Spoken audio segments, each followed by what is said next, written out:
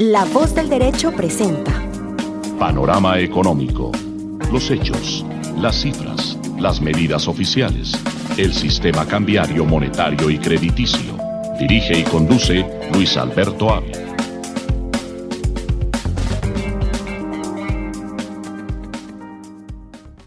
Muy buenas tardes, bienvenidos a Panorama Económico con la dirección general del doctor José Gregorio Hernández Galindo. Les vamos a acompañar hoy en este programa Alejandro Velandia, Jimena Charri, Óscar Lozano, Alberto Ávila, en el control máster del ingeniero de sonido Luis Daza. Como siempre, en nuestra sección internacional, hoy vamos a hacer un análisis de lo que está pasando en el mundo con las vacunas, con las distintas laboratorios que vienen trabajando muy fuertemente, en el caso de Pfizer. Hay varios laboratorios que han venido trabajando y ya están dando los primeros resultados para darle buenas noticias al mundo. Igualmente vamos a trabajar el tema del cambio climático, el Acuerdo de París, qué significa para Colombia que nosotros estemos apoyando, y también el ingreso del nuevo presidente a partir de enero del año entrante, el presidente de los Estados Unidos, Joe Biden, quien ha manifestado el regreso a este acuerdo del cambio climático, del Acuerdo de París, que es bien importante para todas las naciones del mundo. Iniciemos, profesor Lozano, cómo se ve el panorama internacional, en este caso del cambio climático y la nueva geopolítica, porque realmente es una nueva era que vamos a iniciar con el gobierno del presidente Joe Biden, que pues desde luego tiene una visión multilateralista, como lo hemos expresado, está orientado a fortalecer y a participar nuevamente en las entidades multilaterales, en el Banco Mundial, en la OMS, en las distintas entidades, en el caso de recobrar la participación del Acuerdo de París. ¿Cómo se ve el panorama internacional en esta materia del cambio climático y la nueva órbita política? Bueno, muy buenas tardes a todos los oyentes de Panorama Económico que nos sintonizan a esta hora de la tarde. Muchas gracias por su sintonía. Muy buenas tardes para usted, doctor Ávila, al doctor Velandia, al doctor José Gregorio Hernández Galindo. Como usted lo acaba de señalar, el cambio climático parte de un elemento muy importante. Es un acuerdo que se firmó en París en el año 2015. Sobre eso se centran varios puntos que son muy importantes tenerlos en cuenta. Primero, muy importante, mantener el calentamiento global muy por debajo de los 2 grados centígrados y continuar adoptando para mantener ese límite y que no pase del 1.5 grados centígrados. Primer elemento. Segundo elemento, que los países ricos deberán donar más de 100.000 millones de dólares, óigase bien, por año, a partir de este año 2020 hasta el año 2025. Un tercer elemento es frenar o limitar la emisión de gases al corto plazo y a partir del año 2050 hacer una reducción rápida que permita mantener o que permita buscar un equilibrio entre las emisiones producidas por el hombre y las emisiones producidas que van con destino a los pozos de carbono. Otro punto importante, los países desarrollados deben colaborar con las economías emergentes. Y el punto fundamental o el punto neurálgico de todo este problema es primero que las raíces del problema es la economía del carbono.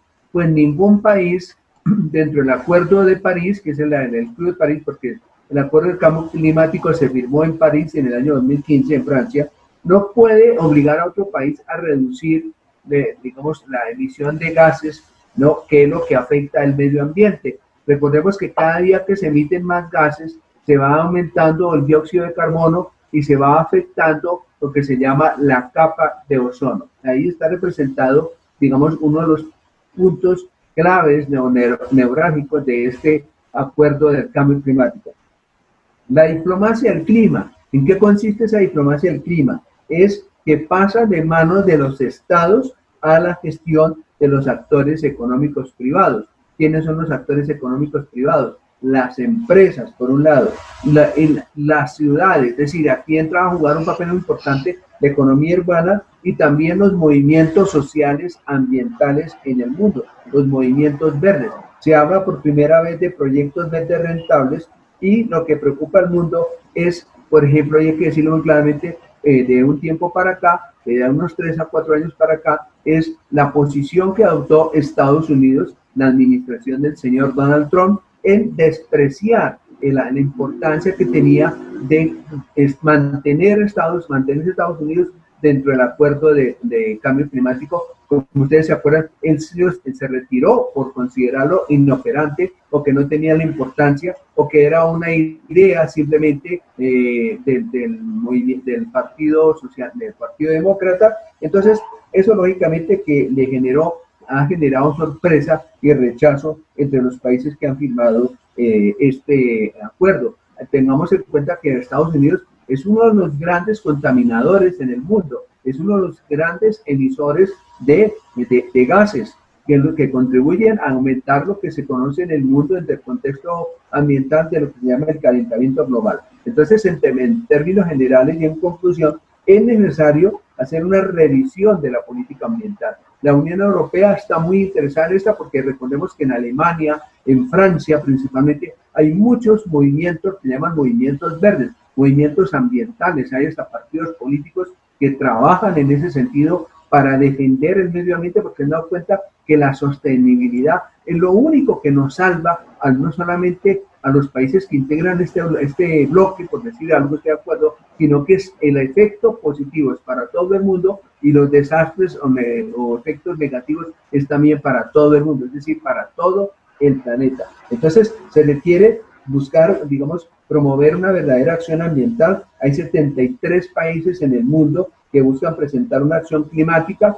14 regiones se sumaron a esta iniciativa, hay 398 ciudades del mundo, 786 empresas y 16 inversionistas que están trabajando a mayor brevedad posible a reducir a cero sus emisiones de carbono, pero hacia el año 2050 tenemos que tener, digamos, hacer un adelanto en el tema ambiental, porque de lo contrario, el planeta, óigase bien, seguirá ardiendo y aumentándose los desastres naturales que de una u otra forma nos está afectando. La superficie en el océano glacial, en el glaciar ártico, cada día presenta uno de mayores niveles de estarse derritiendo las capas de hielo, y eso permite que con la acción del sol, lógicamente, genere un recalentamiento global. Y a propósito, yo quisiera aprovechar la oportunidad a través de Panorama Económico, doctor Ávila, y creo que eso es algo necesario, enviar un mensaje de solidaridad a todos nuestros compatriotas de San Andrés y Providencia por esa situación que se vivió en esta semana, precisamente por este desastre ambiental, por este efecto de este huracán Iota que ha generado unas pérdidas tanto en vidas como en recursos materiales bastante lamentables, pero esperamos que con el tiempo se pueda y con la ayuda de Dios podamos salir adelante después de este embate, de esta furia en la naturaleza que ha generado un problema tanto económico como ambiental y como social. Doctor Álvaro. Sí, como usted lo nota, profesor Lozano, San Andrés y Providencia pues fueron azotadas por esta situación del cambio climático y pues se requiere la ayuda de todos los colombianos y la ayuda del gobierno. Por eso en varias oportunidades nosotros hemos señalado la oportunidad práctica de un plan Marshall para Colombia, un plan de emergencia. Realmente en esto no hay un reconocimiento, lo analizábamos alguna oportunidad con el profesor Eduardo Sarmiento, también con el profesor Jorge Iván González, que no hay un reconocimiento del país para, por ejemplo, utilizar parte de las reservas internacionales, un 10%, acudir a la figura de que si hay unanimidad del Banco de la República, ya no queda en el presupuesto para el 2021, porque lamentablemente lo que está previsto para el presupuesto 2021 es más deuda pública y desde luego el ministro de Hacienda ha venido hablando de una nueva reforma tributaria. Entonces el escenario es muy difícil porque la limitación de recursos no permite que se atienda con velocidad. Ya las distintas entidades del gobierno nacional, tanto la Red Nacional de Apoyo de Emergencia, están trabajando en San Andrés y en Providencia. Vamos a ver hasta dónde los recursos disponibles son suficientes, porque se requiere todo un plan de reconstrucción de la vivienda en Providencia, la vivienda en San Andrés, reconstruir todo el sistema turístico de esta región, porque la gente no puede volver a hacer turismo si no están en condiciones aceptables todos los hoteles que están construidos en San Andrés y en Providencia, de tal suerte que es urgente un plan de recuperación. Y siempre también lo hemos analizado que los problemas de emergencia que se presentan en el mundo, tanto las pandemias como los problemas, en este caso del huracán, El lado positivo, entre comillas, es la reactivación económica, porque se requiere invertir recursos para regresar o para reconstruir toda la infraestructura que ha sido perdida. Esto genera trabajo, genera posibilidades de incremento de la demanda de insumos, de materiales de construcción, etcétera. Esa es la parte positiva, entre comillas, repito, porque no quiere decir que una tragedia sea necesaria para buscar niveles de recuperación económica, pero es así, en la medida en que se consigan los recursos, esto será una inyección económica muy fuerte para la región. Pero repito, la Asociación Nacional de Agencias de Turismo y en general todas las entidades encargadas del turismo están haciendo un llamado de emergencia para que de manera rápida se puedan arreglar todos los hoteles que prácticamente fueron destruidos, están en muy malas condiciones, para que el turismo internacional y el nacional pueda volver. No puede la gente llegar a un sitio donde realmente no hay condiciones mínimas para poder hacer unos programas de descanso.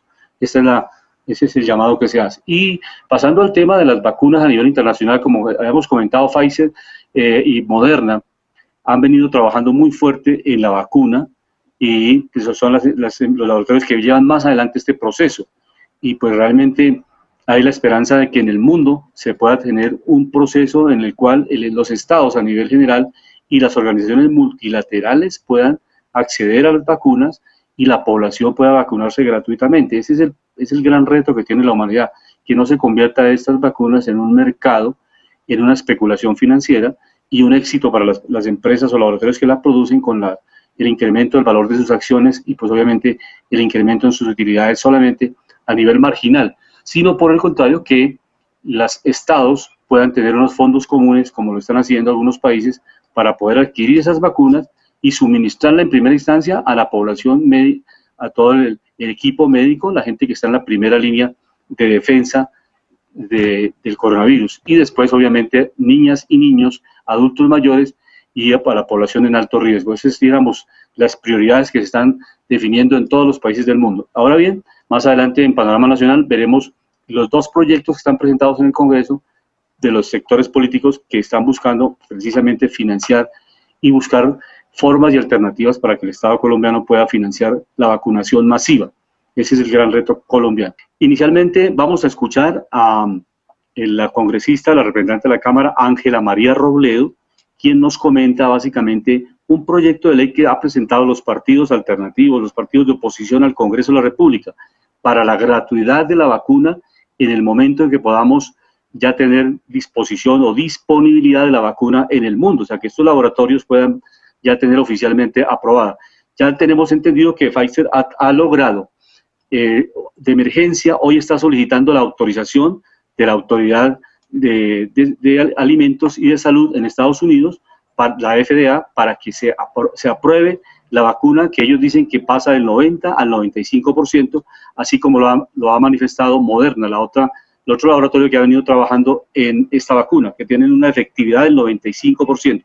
Eso es una noticia muy importante para el mundo, y eso le ha impactado a los mercados. Escuchemos inicialmente a Ángela María Robledo, quien hace la argumentación de por qué un proyecto de ley para que el gobierno colombiano busque financiar la vacuna y las personas puedan vacunarse gratuitamente.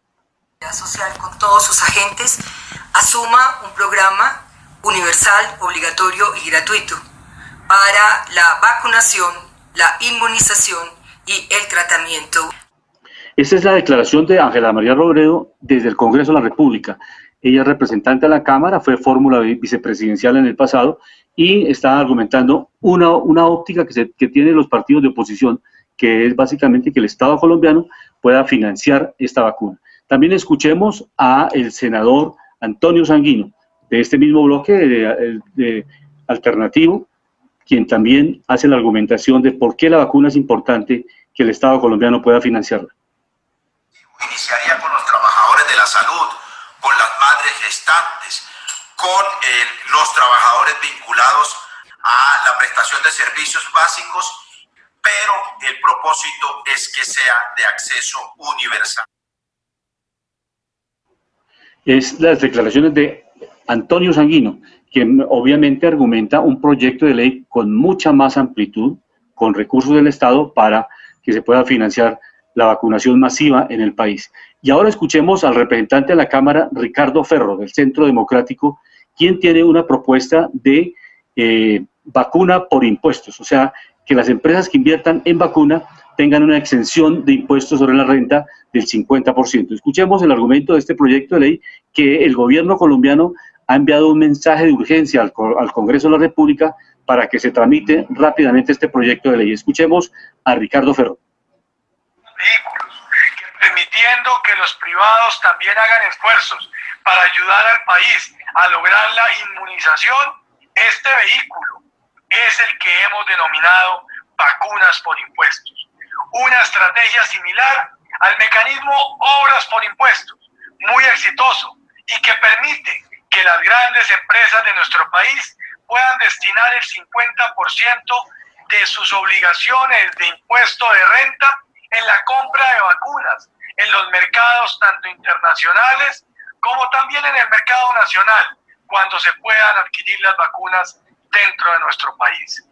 Estos criterios de compra irán acompañados de unos criterios de distribución de estas vacunas y de priorización de acceso a sectores de la población, como el personal de salud, los ciudadanos de alto riesgo.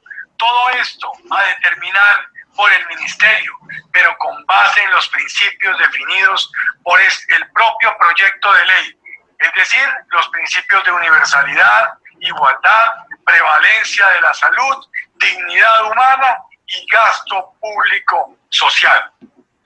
Por todo esto, la ley de vacunas debe considerarse una ley de interés nacional prioritario, dada la crisis que atraviesa el mundo y dada la crisis que atraviesa nuestro país. Así, Colombia va a poder entrar a competir en esta pelea geopolítica, donde los países están luchando por los intereses de sus ciudadanos. Por lo mismo, invito a todos mis compañeros del Congreso de la República a que avancemos en la aprobación de esta ley lo antes posible. Aquí no hay colores políticos, aquí lo único que hay es un interés supremo, que es el de salvaguardar la vida de todos los colombianos. Y naturalmente tendrá que hacerse una unificación de proyectos para que uno solo se tramite en el Congreso, porque ya no queda mucho tiempo para el trámite de los proyectos de orden legislativo. Entonces, en diciembre terminan las sesiones del Congreso y tendrán que acelerar la marcha.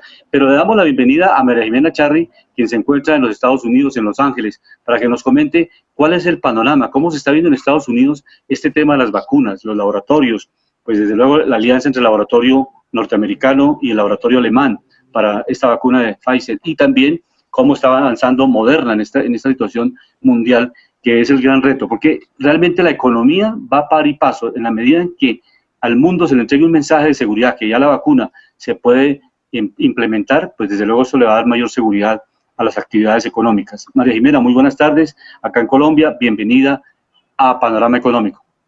Muy buenas tardes para todos nuestros oyentes, para todo nuestro equipo. Pues le cuento que la comunidad, por lo menos en California, está un poco renuente al preguntarle a las personas en las calles que si estarían dispuestas a vacunarse. Han sido un poco cautelosas y de hecho lo que manifiestan es que van a esperar. O sea que aunque se hiciera una vacunación masiva, no están muy dispuestos a hacer como ensayos, no están muy dispuestos a permitir que les pongan la vacuna por ahora. Incluso la vacuna de la influenza, que también están haciendo grandes campañas, acá lo hacen gratis en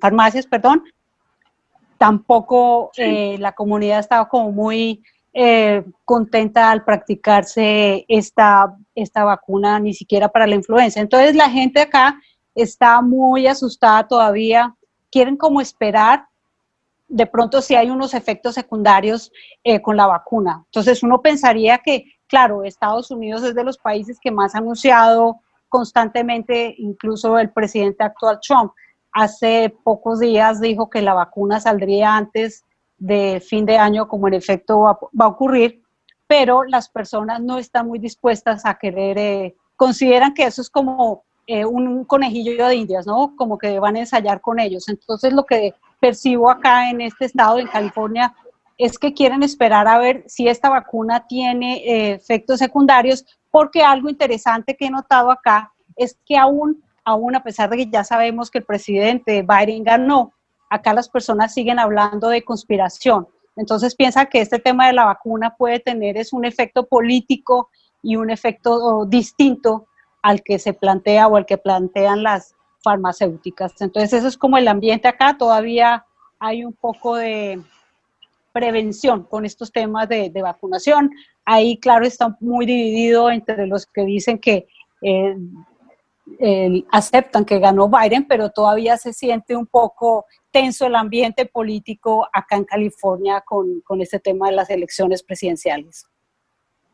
Perfecto, María Jimena. Profesor Lozano, ¿usted qué concepción ve frente a la vacuna? Porque realmente sí hay posiciones, pero desde luego, como todas las etapas de la humanidad, las vacunas han venido desarrollando un papel importante, ¿no? Si no, todavía tendríamos los problemas de viruela, de sarampión, si no tuviéramos vacunas para tener ese plan que tienen todos los niños, o todos lo hemos tenido, para superar esos riesgos que se presentan frente a este tipo de enfermedades.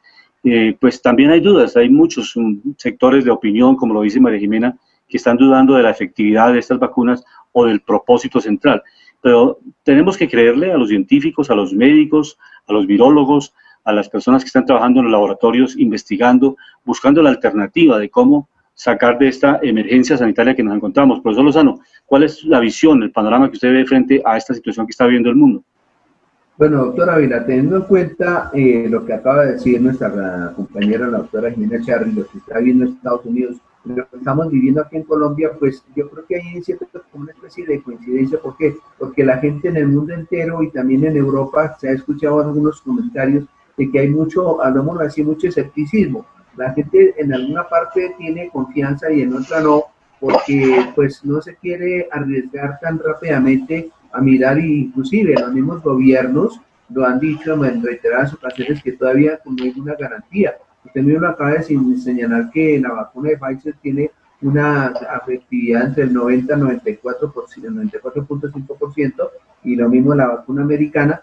Pero entonces, lógicamente, que yo creo que lo más sensato, pienso yo, es esperar un buen tiempo. Se dice que ya para enero o febrero del año entrante la vacuna ya reúne todos los requisitos, que ya se va a empezar el proceso, mismo así, de experimentación entre las personas, y de ahí yo creo que podemos, como se dice, tener ya como una alternativa clara de lo que nos puede representar, y que puede ser no solamente una representación, digamos de así, en el tono de salir, en el aspecto de salir adelante en este problema de la pandemia, que cada día está agobiando más, y que por ejemplo en el caso de Estados Unidos está cobrando más vidas, como nos damos cuenta, y ese rebrote en Europa, en Alemania, en Francia, en España, en fin, en el Reino Unido, y que como lo que más preocupa es que, por ejemplo, en América y en Latinoamérica, que somos los más afectados, no se ha llegado a esa etapa. Entonces tocaría esperar el año entrante, pienso yo, entre diciembre y enero, a ver qué alternativas, cómo se comporta el virus, y también sobre eso tener las mayores alternativas de mirar qué perspectivas y qué garantías realmente se puedan tener, digamos, para poder que esa vacuna, cualquiera que sea la solución efectiva. Recordemos que la OMS ha dicho a través de su director que hay que ser muy precavidos en ese sentido, que no se puede cantar victoria, que no se puede bajar los brazos, que hay que seguir adelante tomando las medidas cautelares, hablemos así, para poder seguir evitando que cada día el virus se propague, sino que por el contrario se pueda, digamos, iniciar un proceso de disminución, porque el rebrote, acordémonos que en Europa se había dado pues una garantía de que la pandemia estaba disminuyendo, volvió un segundo brote y ha generado prácticamente que algunos sectores económicos que estaban trabajando en el comercio, en el turismo, inclusive en las universidades, tuvieron que cerrar sus puertas.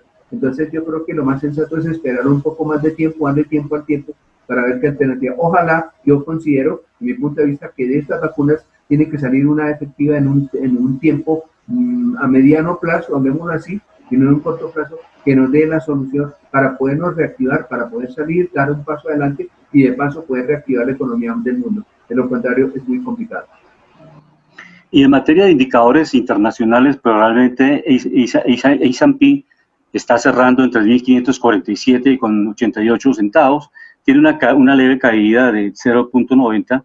Igualmente Nasdaq está cerrando esta semana con 11.893 puntos, con una caída del 0,7%. Dow Jones, que es otro indicador importante, las industrias, de las 30 industrias más importantes en Estados Unidos, está cayendo, está en 29.262, con un registro de una caída del 0,75%. Pero esta semana, precisamente por las vacunas, el petróleo crudo está sellando con ganancias. Es importante ver cómo el petróleo ha venido cotizándose en el mercado internacional a raíz de esta expectativa. Por lo menos en Estados Unidos los precios del petróleo subieron el viernes, hoy básicamente, y está generando un incremento de 76 centavos el precio del crudo Brent.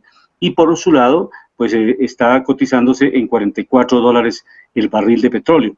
El petróleo WTI en Estados Unidos se está cotizando en $42.15. Realmente es una cotización importante porque recordemos que ha venido, el precio del petróleo venía cayendo en la pandemia y esta es una recuperación importante. Todos los analistas están orientados a que ojalá siga subiendo a $45-50 el barril, porque realmente ya con este precio se recuperan las utilidades, especialmente para empresas como la nuestra, como Ecopetrol, como las empresas que están trabajando en Colombia en la explotación de petróleo.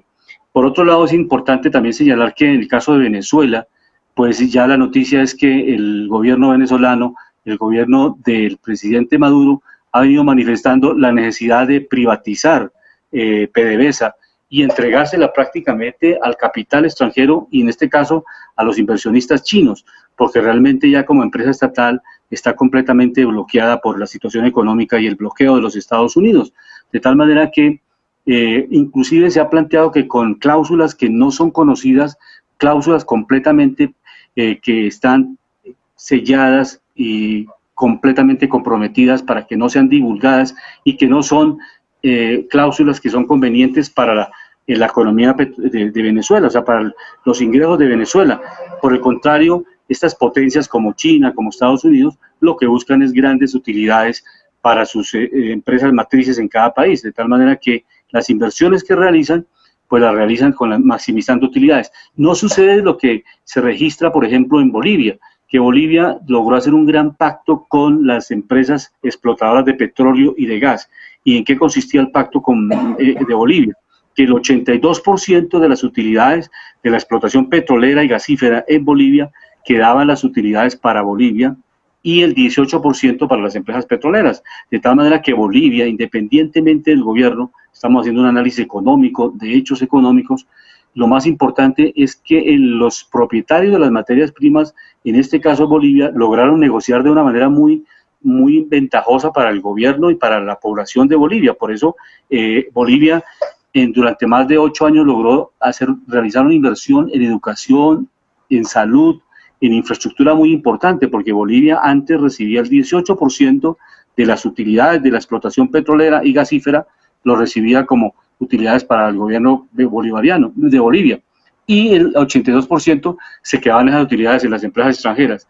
Desde luego que con invertir esa ecuación, logró Bolivia pagar la deuda externa, tener cero déficit fiscal, tener utilidades, tener una balanza comercial positiva y avanzar mucho en su situación económica. Esa es una diferencia muy grande. Profesor Lozano, ¿cómo ve usted ese panorama internacional?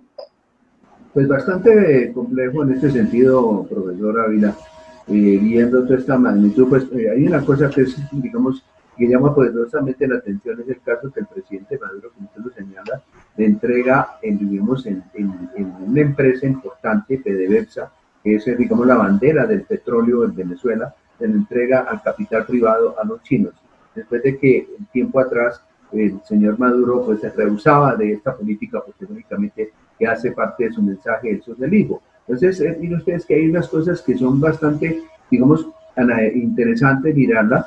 Lo preocupante es que, digamos, que cada día Venezuela, con esta actitud, pienso yo, con esta acción va a perder, digamos, ya más poder, va a perder poder económico, porque lógicamente que esta empresa representaba un gran porcentaje de la explotación petrolera en Venezuela. Recordemos que Venezuela es uno de los grandes, digamos, productores de petróleo en el mundo, está entre los 3 primeros, está entre el segundo y el tercero en este momento, que produce mayor volumen de barriles de petróleo, y además porque pertenece a la Organización de Países Exportadores de Petróleo. Entre otras cosas, en la época de Hugo Chávez, él hizo unas propuestas de reformas para, como se dice, aumentar la producción de petróleo y estabilizar los precios. Entonces, ahora nos damos cuenta que le entrega al capital chino este potencial que tiene Venezuela, lo que cada día marca las diferencias, y también hay un cambio en el pensamiento de Nicolás Maduro, de que rehusaba hablar del capital privado, pero lógicamente que como él tiene buenas negociaciones con el gobierno de China, que le ha venido fortaleciendo, digamos, en temas de inversión, con la escasez de recursos monetarios, pues lógicamente que entrega en porcentaje, prácticamente en hipotecas, si lo queremos llamar así, una empresa que es de gran incidencia, que es una de las grandes potenciales en el mundo y en América Latina en la producción de petróleo. Sí, esta es una relación inversa, porque realmente los principios fundamentales del socialismo es la nacionalización de las empresas y que el Estado asuma la explotación de los recursos naturales. En este caso hay una contradicción importantísima en el caso de Venezuela, porque el presidente Maduro está haciendo para el antibloqueo, que él llama el antibloqueo frente a Estados Unidos, está planteando entregarle estos recursos naturales a China y pues obviamente a las empresas que tienen ellos para la explotación del petróleo. Esa es una situación, digamos, contradictoria en el manejo de los principios fundamentales del socialismo, y es básicamente porque no se ha logrado que el país construya su propia dinámica en tecnología y en procedimientos para la explotación del petróleo. Ha caído. Venezuela está en este momento por debajo de los 300.000 barriles de petróleo diarios, realmente un país que venía de una producción de 2,5 millones de barriles diarios, cayó más o menos a los años 1950, 60 en su producción petrolera. Es realmente dramático, porque de eso dependen los ingresos de Venezuela, el 90%. Y la otra razón que se está dando para Venezuela es que se da la dolarización y ya realmente están en diálogo con los bancos internacionales y con los bancos nacionales en Venezuela para entrar en una etapa de dolarización, porque realmente en esas condiciones ya la gente no tiene ninguna credibilidad en el peso venezolano y están dadas las condiciones para una etapa de dolarización que es también compleja, porque como lo hemos analizado en varios programas de Panorama, realmente dolarizar implica la pérdida de la soberanía monetaria, o sea, queda una junta de un banco central sin una potestad de hacer una devaluación, una revaluación, no tiene ninguna injerencia en la política cambiaria. Esta es una situación, una suerte muy delicada. Es difícil asumirla, pero en el caso venezolano les toca tomar esta medida por la altísima devaluación del peso venezolano, por la situación deprimente de la economía, y la única alternativa que están viendo es una dolarización, que realmente sería pues uno de los elementos también nefastos para el manejo económico, porque no hay una autonomía para el manejo monetario, repetimos, y le toca a Venezuela depender pues obviamente de la cotización del dólar a nivel internacional, porque es única, y en la medida que se revalúa el dólar, afecta la posibilidad de que Venezuela sea un productor de algún sector económico con alguna potencialidad para exportar sus productos, porque se pierde la competitividad, y eso realmente es complejo. María Jimena, ¿cómo ha estado la situación en materia de consumo allá? ¿Cómo los elementos, los apoyos fiscales que le entrega el gobierno norteamericano y los estados en particular, y la población siente esta inyección económica, que a la gente le dan un aporte monetario para que la gente pueda ir al mercado y mantenga la demanda de bienes y servicios y la economía se siga moviendo? ¿Cómo ven ese panorama ya, estando cerca ahí a los Estados Unidos, en Los Ángeles exactamente? ¿Cómo se vive la situación de la intervención, el apoyo por parte del gobierno estatal, que es mucho más amplio que en el caso colombiano? A ver, les cuento, pues ahorita las personas están muy a la expectativa, porque Biden le propone al Congreso un paquete de estímulo económico inmediato. Esto para que las empresas y los trabajadores puedan sobrellevar el impacto tan grande que ha tenido la pandemia. También les cuento que acá hay más restricciones, por lo menos en este estado, hay incluso en los centros comerciales, grandes empresas han cerrado también. O sea, la situación es muy comparable a lo que estamos viviendo en Colombia. Acá los restaurantes, gran mayoría de los restaurantes están abriendo, pues sobre todo domicilios, porque acá no está permitido que todos puedan atender libremente como venían haciéndolo.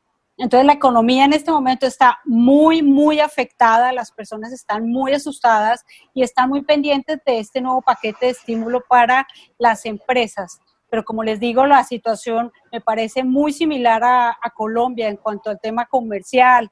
Las personas ya no están saliendo a compras, pese a que han anunciado incluso el Black Friday, que normalmente lo hacen una vez al año. Este año lo hicieron casi por 2 semanas para compras online. Pero cuando uno visita el comercio está muy, muy cerrado. Las personas no están como a años pasados, que era una gran expectativa. Por el contrario, la gente que tiene algo de dinero prefiere ser cautelosa, además que se acerca la época de diciembre, decembrina, entonces están como cautelosos, esperando más bien qué va a pasar con el nuevo presidente. Como les mencionaba, hay mucha expectativa, el país muy dividido, pero ha sido fuertemente afectada la economía en Estados Unidos en general, en todo el país, en todos los estados, el miedo también. Entonces, todo como muy a la expectativa en tema comercial, lo que mencionábamos de la vacuna, pues ojalá. También recordemos que tan pronto se supo lo de Pfizer, las acciones de Pfizer se dispararon. Entonces acá lo ven más como un tema político, como un tema económico, pero la gente está muy a la expectativa, muy cautelosa, esperando a ver qué nos traerá el 2021. Perfecto, es realmente el termómetro, lo que está pasando en la economía mundial y particularmente en Estados Unidos. No estamos exentos en ningún país del mundo de esta situación, de esta terrible recesión económica, porque ya estamos en una fase de recesión económica, 3 trimestres continuos en los cuales ha caído la demanda en el mundo. La contracción económica ha sido muy fuerte y eso es lo que se denomina recesión económica. Pero también aquí en Colombia hay como un optimismo moderado, profesor Lozano, porque el sector de la minería han manifestado algunos de sus representantes de este sector que es factible que se pueda tener un índice de recuperación de la minería. Todos sabemos que la minería no genera grandes cantidades de empleo. No es lo mismo, por ejemplo, el sector cafetero, que tiene más de 300.000 familias dedicadas a la producción, a la recolección de café y toda la cadena de producción que implica la industria cafetera o la industria o todo el sector agrícola. Pero en este caso particular, la minería, ¿hay algunos elementos positivos, profesor Lozano, para este año y para el próximo, el 2021?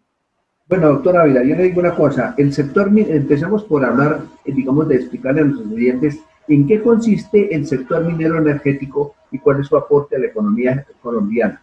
Partamos del principio, que este sector es un gran contribuyente, que tiene una gran importancia para las finanzas públicas del país, por varios motivos, porque tiene dos tipos de ingresos, unos ingresos fiscales y unos ingresos por actividad. Estos últimos corresponden a lo que se conoce en el concepto económico de las regalías, ¿no? Y los fiscales, por ejemplo, se destaca lo que es el impuesto del IVA, los impuestos, digamos, del ICA, el impuesto al oro, el impuesto al petróleo, en fin, etcétera. Y eso, lógicamente, que tiene un gran componente. Pero, digámoslo así, en esta época de crisis, en esta época de pandemia, el aporte total, y vale la pena señalarlo, de la minería y hidrocarburos a la economía nacional en el año 2019 fue de 27 billones de pesos. 27 billones de pesos, lo cual refleja su aporte, su crecimiento real para la economía. En el caso de las regalías, ¿qué son? Son las contraprestaciones económicas obligatorias que se pagan al Estado por aquellas entidades quienes explotan los recursos de esta naturaleza, los recursos no renovables, como son el oro, el petróleo y el carbón. El impuesto de renta es el que pagan las empresas y pagamos las personas por las ganancias obtenidas en un periodo determinado. Colombia tiene en este sentido, vale la pena señalar, doctor Ávila y queridos oyentes, un gran potencial geológico, en este sentido, geológico minero, pero el desarrollo de este sector en este país está por debajo del nivel del comportamiento de países como Chile y como Perú. Colombia está en el top de las empresas donde hay una gran cantidad, digamos, donde las empresas mineras están interesadas, sobre todo las empresas multinacionales, de hacer explotaciones minero-energéticas, por ejemplo, cuando se está hablando del fracking y todo esto, para aumentar la producción, pero lógicamente que por esto tienen que estar pagando un gran volumen de aportes de cargas tributarias. Por último, en conclusión, y vale la pena señalarlo, la minería aporta al país 101 pesos por cada 1.000 pesos de valor agregado frente a otros sectores como cuáles, como la manufactura con 57.4 pesos, la agricultura en 10.8. Pero tenemos un problema muy grande en Colombia, el tema de la minería ilegal. Esa minería ilegal es el sector ilegal de la economía, que lo manejan los grupos al margen de la ley, ¿no? Los contrabandistas, la guerrilla, los paramilitares, en fin, etcétera. Todos estos grupos, ¿no?, de una u otra forma han afectado que este sector de la economía siga en un sendero de crecimiento. Entonces, lógicamente que esto es preocupante porque le resta ingresos, le resta dinero, le quita recursos que son importantes principalmente en el tema, digamos, de generar y contribuir a la pobreza, a disminuir la pobreza. Pero déjeme decirle algo más para terminar esta parte con referente al tema de la economía colombiana. Y es, como ustedes saben muy bien, el DANE en esta semana publicó un informe sobre el proceso de cómo ha venido comportándose la economía colombiana. Pues la economía colombiana, que había cerrado con un crecimiento muy negativo de menos 15.8%, en el último dato que se da es del menos 9.0% del PIB. Analistas, autoridades del gobierno, empresarios, gremios, afirman que la recuperación sigue siendo muy lenta. Es decir, se esperaba un poco más, pero todos sabemos la situación de ahora, pues lógicamente es más complicado con esto que comentamos del tema del problema de San Andrés. Entonces, lógicamente que este comportamiento negativo ha estado jalonado, vale la pena señalar, por los malos resultados. El comercio tuvo un resultado pésimo, menos 20.1%, la construcción, menos 26.2%, la explotación de minas y canteras, menos 19.1%, las manufacturas, menos 7.2%, algunos sectores como el comercio, el sector financiero que tiene un resultado positivo, el 3%, la agricultura ha tenido un resultado también positivo, pero ¿qué pasa? Ya para terminar, que es necesario implementar unas políticas públicas de manera sustanciales. ¿En qué sentido? De que podemos seguir, como lo dice el gobierno, esperando que vayamos a tener una perspectiva, un crecimiento del 6%, como estamos y como lo hemos comentado aquí en varias oportunidades en programas anteriores. Como las cosas como están y como el resultado que dio el DANE, no va a ser posible. Yo creo que el año nos vamos a demorar un poco más. Se requieren unas políticas efectivas para el periodo 2021-2023 que reactiven el crecimiento de toda la economía, que recuperen la demanda, el empleo. Pero lo más importante, para conseguir ingresos, hay que reactivar el sector exportador. Mientras Colombia sigue importando alimentos, lo que hemos comentado en programas anteriores, el problema de la papa, el problema del banano, Colombia importando aceites, cilantro, centín, cebolla, una cantidad de cosas.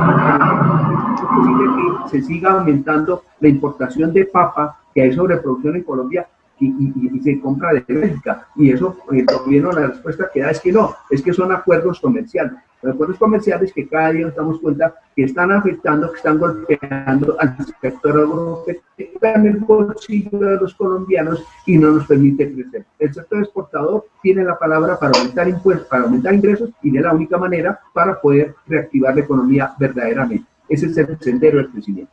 Doctora. Perfecto, profesor. Sí, María Jimena, dígame, estamos...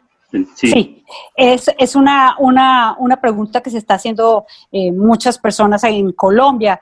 Es, dada esta crisis que hemos tenido tan fuerte este año por la pandemia, ¿será posible o cómo será posible la negociación del salario mínimo para el 2021 teniendo en cuenta esta situación y teniendo en cuenta también la quiebra de tantas empresas y de otras empresas que están pasando por momentos súper difíciles? ¿Cómo irá a ser ese incremento del salario? El salario.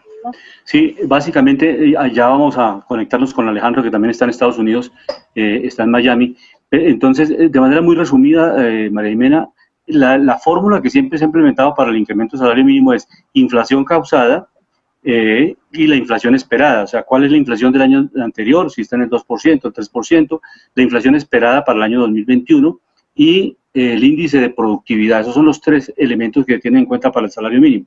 En la medida que la inflación ha venido cayendo y cae, básicamente es porque no hay capacidad de compra a la gente, no porque realmente haya una política económica acertada y que la gente está comprando y que estamos en una economía creciendo y positiva. No, se está dando es porque la gente, como no tiene capacidad de compra, pues la gente que produce, por ejemplo, la papa, la gente no la compra, los restaurantes se cerraron, no tienen el mismo nivel de consumo los restaurantes, entonces se cae. Y de otro lado, como lo expresaba el profesor Lozano, se está importando papa de Bélgica y de otros países de la Unión Europea como resultado de los tratados de libre comercio. Ya se firmaron los tratados de libre comercio para cuotas de importación. Ya los gremios han expresado que el gobierno puede apelar a las cláusulas de salvaguardia, que eso lo conoce muy bien el profesor Lozano, que es básicamente una medida de emergencia, que por seguridad nacional, un país para proteger su producción nacional acude a las salvaguardias para decirle a otro país, mire, si yo sigo importando de su país, a pesar de que tenemos un tratado de libre comercio firmado, pero yo estoy poniendo en riesgo la situación de vida de la gente en Colombia, o sea, la seguridad alimentaria y la seguridad nacional se está poniendo en riesgo, porque esas familias, en el caso de Boyacá, Nariño, todas las zonas donde se produce papa, están en una emergencia económica, porque están vendiendo la papa para ser muy microsociales, la están vendiendo a un precio de 10.000, 15.000 pesos el bulto, y el costo de producción de un bulto de papa está en 30.000, 40.000 pesos. Entonces no están vendiendo, el ingreso que están obteniendo es únicamente para pagar el valor de los costales. Entonces, si ponemos una familia en esa situación económica que no tiene un ingreso para sobrevivir, y lo sumamos por un número grande de familias, eso es lo que puede generar un nuevo paro agrario nacional, que era lo que decía un expresidente de la República, que ese tal paro no existe. Y ese existe porque hay una situación económica social muy difícil de la gente. Pero vamos a nuestro comentario a nivel internacional también con Alejandro Velandia, que se encuentra en Miami, que nos comente también cómo se han comportado las acciones de estas empresas que están al frente con la producción de las vacunas. ¿Cómo está esa situación? Porque hay mucha expectativa, estas empresas están cotizándose muy fuertemente en la Bolsa de Valores en Nueva York. ¿Cómo está ese panorama económico internacional en estas bolsas de valores, en la Bolsa de Valores de Nueva York? Buenas tardes, bienvenido. Acompañándolos también desde Estados Unidos, pero esta vez desde Miami. Miami, ¿y qué nos puede traer para diciembre en Miami, por favor, profesor Alejandro? ¿Qué nos puede traer de recuerdo de Estados Unidos, por favor? Depende cómo se porten todos. Estamos juiciosos aquí trabajando en Colombia por el panorama económico. ¿Y cómo se han comportado las acciones en Estados Unidos? Sí, hay una cosa importante que miraba con respecto al movimiento de las acciones de los mercados. Miramos el caso de Moderna. Moderna es una de las acciones que está trabajando precisamente para la vacuna. Está supuestamente fluctuando dentro del rango de los 90 a 100 dólares. El año pasado estaba cotizando el valor de la acción en el rango de los 10 a 20 dólares. ¿Qué podemos estar mirando? Hay mucha expectativa con el tema de Pfizer, de Moderna, pero tenemos que ver una cosa. Cuando nosotros empezamos a romper el ciclo natural de la vida, de la naturaleza, de cómo fue generada y creada, resulta que gran parte de la medicina ayuda a algo, pero daña a otra cosa. Por eso es que la medicina está siempre pues, también mandada a reevaluar, ¿no? Muchos naturópatas, hablando aquí también en Miami, muchos se centran en la parte de lo natural, de la química natural, para que no haya un cortocircuito en el genoma humano ni en el ser. Porque volvemos y recordemos, mucha de esta medicina ayuda para unas cosas, pero daña a otras. Y complementándome un poco con lo que decía Jimena, hay mucha gente que no se quiere de pronto aplicar la inyección, por temor a que eso genere unos colaterales en la salud. Hablando en la generalidad del mercado, ¿qué estamos viendo? El tema de las elecciones, el tema de cómo se está viendo la nueva economía. Estamos mirando que, por ejemplo, en Colombia el dólar bajó fuerte. Recordábamos hace una semana que había roto el nivel de los 3.800, 3.700. Se quedó en el 3.600, del 3.600 al 3.650. Y hay algo que me añado a lo que me decía mi estimado colega Oscar. Hay que tener, obviamente, una tendencia de estar mirando las tecnologías limpias, pero sin castigar lo que nos ha dado de comer durante mucho tiempo, que es la energía no renovable de gas y de petróleo. Recordemos que hace 20 años, gracias a esas industrias, es que Colombia ha podido salir adelante. La industria del carbón, lo que pasa es que si no nos genera mucho empleo es porque nosotros no le hacemos la transformación, pero eso es el sector excelencia a nivel global. No por nada China, Estados Unidos, Rusia, los grandes actores del planeta, como la Unión Europea también, viven luchando y peleando por este sector. No por nada se han armado las guerras en Medio Oriente. Entonces hay que nosotros ir a lo fundamental. ¿Cómo podremos crear riqueza nosotros en Colombia? Coger estas materias primas y hacerle la transformación en Colombia y vender la energía, o sea, bien eléctrica, usando el carbón para termoeléctricas o para transformación de materias primas como el hierro, terminado en acero, o como el tema de los combustibles y otros derivados de la industria de los hidrocarburos. Entonces, Colombia tiene riqueza. Eso es precisamente el dinero que está oculto. Pero entonces nosotros tenemos que hacerle una transformación inteligente, venderlo como valor agregado Y hay una cosa en panorama internacional es interesante que se los dejo para evaluación en la próxima semana.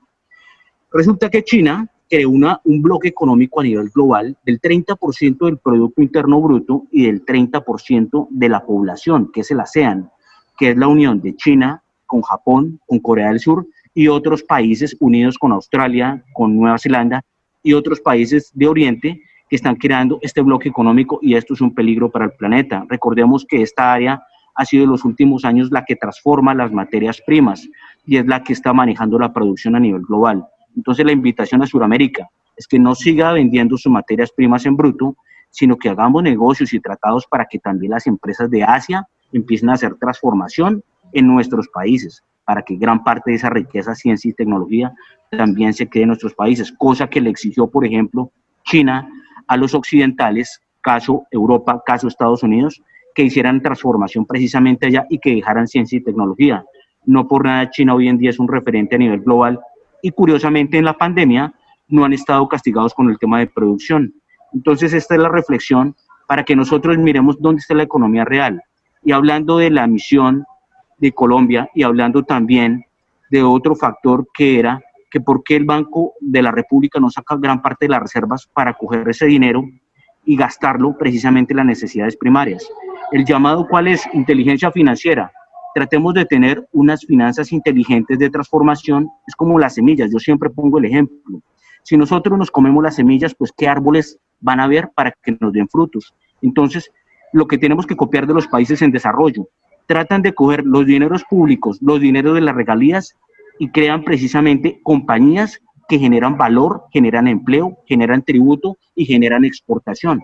Colombia tiene un gran talento para seguir exportando energía y seguir fortaleciendo sectores. Un saludo muy especial a todos desde Miami. La verdad, tuve muchos problemas el día de hoy. Cuando hay tormentas acá en Miami, la verdad, la comunicación se daña mucho, pero qué bueno volverlos a acompañar. Un abrazo para todos y qué bueno seguirlos acompañando. Esperamos seguir comunicados.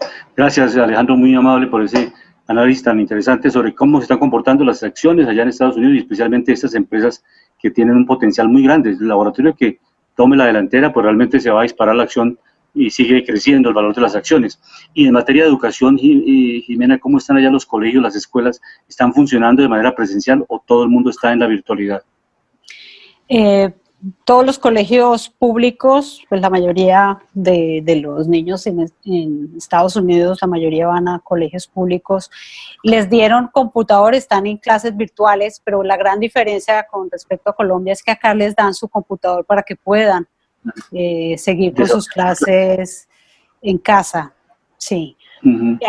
Han especulado mucho, están considerando de pronto para comienzos del año entrante hacerlo mixto, ¿no? Unos días en casa y otros días presenciales, pero todavía no hay una información oficial con respecto a eso. La comunicación sí es diaria, todos los días el rector del colegio se comunica con los niños, pues con los padres y les cuenta como que qué ha pasado, pero hasta ahora termina el año así, en clases virtuales. Y pues aquí, digamos, a diferencia de Colombia, los niños están muy encerrados, incluso el índice de suicidio ha sido supremamente alto este año, por lo mismo, ¿no? Por la falta de socialización, por la falta del contacto con los amigos, porque pues el colegio, aparte de ir para aprender, para adquirir nuevos conocimientos, es precisamente un proceso de socialización muy necesario para los niños. Entonces somos muy conscientes, los padres de familia en Colombia y en Estados Unidos, que los niños han sido los más afectados en esta pandemia y pues ahí es un llamado también para ser muy considerados con los niños en casa y tratar de hacer algunas actividades, jugar fútbol, cosas que de pronto parecen muy, muy lejanas en algunas ocasiones, tratar de volver a lo básico. Cuando uno era pequeño era muy feliz en un parque, hacer picnics. Entonces pienso que los niños han sido muy afectados y tenemos que considerarlos y tratar de hacer actividades que sean sanas para ellos, porque como lo repito, el índice de suicidio en menores de edad es muy alto en este país. Y en panorama digital, profesor Óscar Lozano, pues todos sabemos que la obra más importante que tiene Bogotá en los próximos años es la construcción de la primera línea del metro.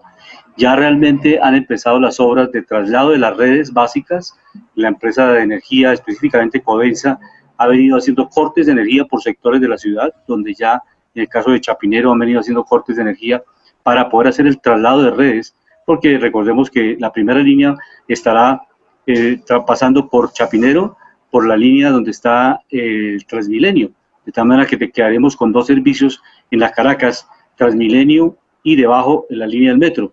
Y esa razón es la que ha hecho que muchos sectores de Chapinero no tengan luz algunos días, y eso está interfiriendo en las labores de trabajo, porque obviamente las oficinas, las empresas que están funcionando en el sector de Chapinero, hay días que con los cortes de luz no pueden tener comunicación, no pueden tener actividad productiva. Eso está afectando también la situación económica de la ciudad.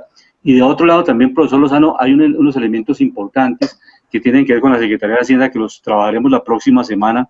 Trataremos de invitar a algunos concejales de Bogotá para que analicemos el tema de la contratación para modernizar el sistema de cobro de impuestos de la ciudad y todo el manejo de la nómina. Ha tenido dificultades muy serias la Secretaría de Hacienda porque nos llegaron a una nueva empresa, la empresa no pudo cumplir y les tocó acudir a la plataforma anterior, a la plataforma antigua, para poder cumplir con el pago a los contratistas, el pago de nómina y el recaudo de los impuestos, porque industria y comercio, el impuesto predial, tienen fechas de vencimiento, y si realmente no funciona la plataforma, la gente no puede hacer los pagos. Esta razón ha tenido en debate permanente en el Consejo, y vamos para el próximo programa a invitar a los concejales de la ciudad para que nos comenten qué está pasando con esa situación que se presenta en la ciudad, que son problemas normales a veces cuando se contratan empresas que no pueden cumplir tecnológicamente con la migración de una plataforma a otra. Esa es la situación que se presenta, profesor Lozano. ¿Cuál es el panorama que usted ve en el distrito? Porque obviamente en Bogotá, además de los problemas de seguridad y ese debate que se ha planteado, que la alcaldía de Bogotá y especialmente la alcaldesa ha venido planteando, que es un problema de percepción, y los concejales de la oposición en el distrito, que son los concejales del Centro Democrático, han manifestado que no hay ninguna percepción, que la realidad es que hay mucha inseguridad en Bogotá y que está afectando la economía de la ciudad. ¿Cuál es la percepción del profesor Lozano? Bueno, doctora, mira, como usted lo acaba de señalar, hay muchos factores importantes que vale la pena destacar, pero empecemos por el último, que yo diría que es el clave y que está afectando la economía distrital.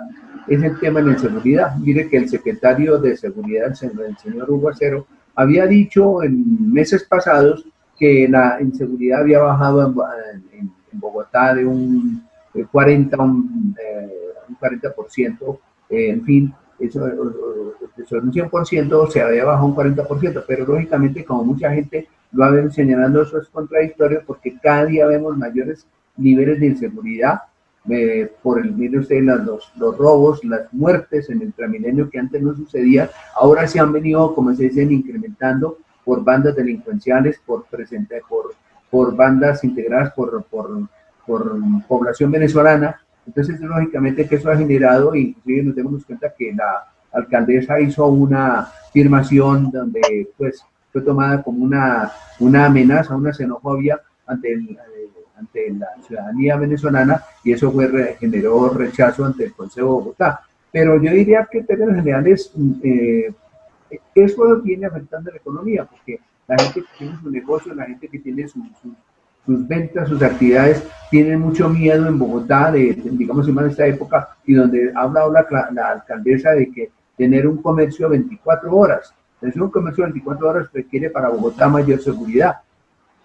Van a llegar más de 1000 policías a Bogotá más para hacerle frente a este tema de inseguridad, pero a veces, no nos digamos mentiras, y qué pena decirlo, la acción policial en Bogotá es muy lenta, en algunos sectores pues es positiva, en otras es negativa, y no los resultados no se dan, como se dice, tan rápido, y la impunidad pues se mantiene. Entonces eso es por un lado, que eso viene afectando a la economía. Con respecto a lo del tráfico, queremos saber cómo es que sigue pasando, ojalá que no haya ningún contratiempo, en este sentido de que las obras realmente se entreguen, porque este es el problema grande que tenemos aquí en este país, es ¿cuál? Que en la demora en las obras, el problema de la contratación es muy enredada, si lo queremos llamar así, y además por todos los problemas de amenazas hablemos así, de corrupción, en fin, etcétera, como lo hemos tenido en las ocasiones anteriores. Entonces, lógicamente que eso genera un panorama, vale la pena señalarlo, no muy claro en este sentido, pero esperamos de que todo salga a buen término, porque si las cosas se van dando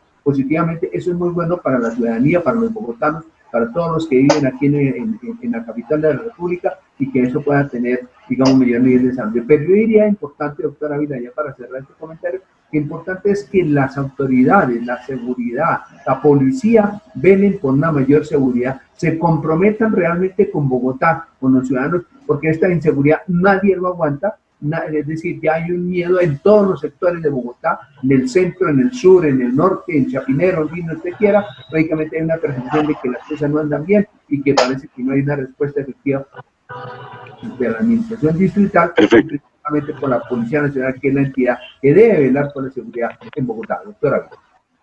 Muchas gracias, profesor Lozano. Hemos llegado al final de Panorama Económico. Muchas gracias a Jimena desde Los Ángeles, que nos ha participado en el programa hoy, muy amable. Muchas gracias, Jimena. ¿Tiene cerrado su micrófono? Sí. Un fuerte abrazo para todos. Espero reunirnos pronto. Encantada siempre de estar en el programa Panorama Económico. Les mando un fuerte abrazo a todos nuestros oyentes y a nuestro cálido y querido equipo de trabajo. Muchas gracias. Feliz fin de semana igualmente para el profesor Lozano, para Alejandro Velandia, que se encuentra en Miami. Muchas gracias por su participación en nuestro programa de hoy. A nuestro director, el doctor José Gregorio Hernández, y nuestro ingeniero de sonido, Luis Daza. Muy buena tarde y buen fin de semana para todos. Muy amables. La Voz del Derecho presentó Panorama Económico. Los hechos, las cifras, las medidas oficiales, el sistema cambiario, monetario y crediticio. Dirige y conduce Luis Alberto Ávila.